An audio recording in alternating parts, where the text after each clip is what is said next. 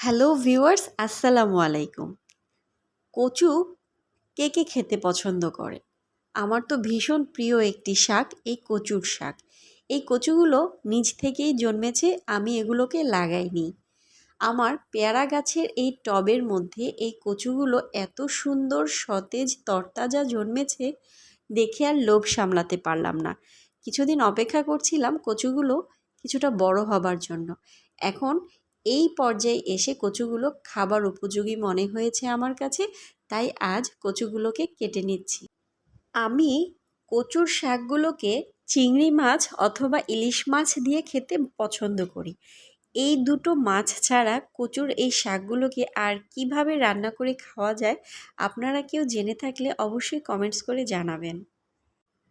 আজ এই কচুগুলো কাটতে কাটতে আপনাদের সাথে একটা ঘটনা শেয়ার করব। সেদিন এক প্রতিবেশীর বাসায় ভীষণ রকমের হট্টগোল শুনতে পেলাম। পরবর্তীতে জানতে পারলাম স্বামী স্ত্রীর মধ্যে ঝগড়ার কারণ। সেই কারণটা হলো, স্ত্রী তার স্বামীকে না বলে কিছু টাকা নিয়ে সে তার শখের কিছু প্রসাধনী সামগ্রী কিনেছে। এতে তার বিরাট অন্যায় হয়েছে। রাগে তার স্বামী তার গায়ে হাতও তুলেছে। আর হ্যাঁ, তারা কিন্তু কেউই অশিক্ষিত নয়। স্বামী খুব ভালো বেতনের একটি চাকরি করে, স্ত্রীও শিক্ষিত, কিন্তু বাসায় ছোট বাচ্চা থাকার কারণে তার আর বাহিরে গিয়ে চাকরি করা হয় না।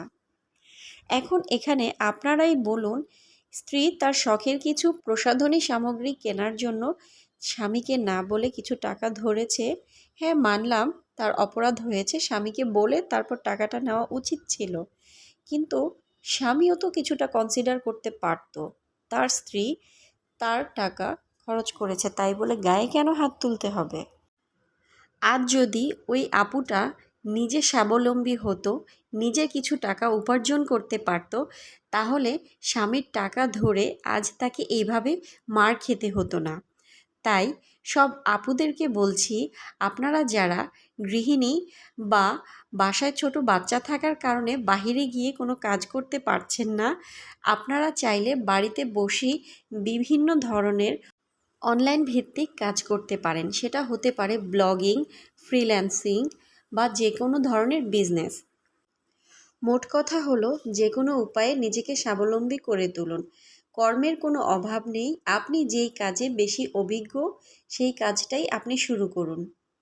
ধীরে ধীরে এগিয়ে যান, তাহলে আর আপনাকে পরনির্ভরশীল হয়ে থাকতে হবে না। মন দিয়ে কাজ করলে একদিন না একদিন সফল হবেনই। তখন আপনি আপনার নিজেকে এবং পরিবারকে সাহায্য করতে পারবেন। তখন আর স্বামীর টাকার দিকে চেয়ে থাকতে হবে না।